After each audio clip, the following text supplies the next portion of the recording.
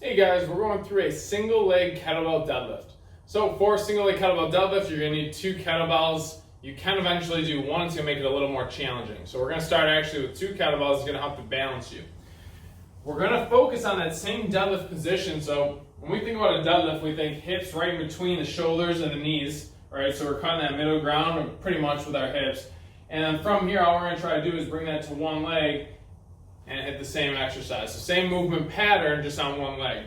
So what I'm going to do without the kettlebells to start, just to show you guys, I'm going to stand tall and I'm going to essentially get into that deadlift position on one leg and then pull myself back up. Biggest things I'm looking for here are making sure that knee is staying in good position, it's not cranking in. So a lot of times as we do this, we're going to have that tendency to see this type of action with the knee. We're really trying to make sure it stays in a good alignment, foot stays right under your midline. And then from there, I'm in that deadlift position, a little bit of that hinge. All right, so with kettlebells, you can start at the bottom, especially if you're mobile. If you're not mobile though, or you're not quite as strong in this position, I always recommend starting from the top.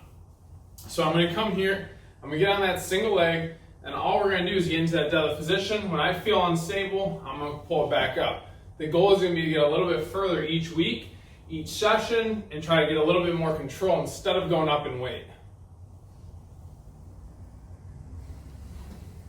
Again, if you're really comfortable and you're really mobile, you can probably touch the ground.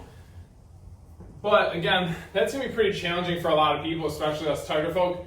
So when you guys are doing it, we're looking to get your max distance, keeping a good position. So if you find that you're only about here before that knee cranks in, for now, that's as far as you go. And then as you get a little bit stronger, you're gonna be able to get a little bit further. But we want to make sure that, again, we're in that good position the whole time, so we're actually developing the movement pattern that we're trying to work on. So you guys can see from the side, with weight, I'm on that single leg, and I'm going to get my deadlift position, and then come back.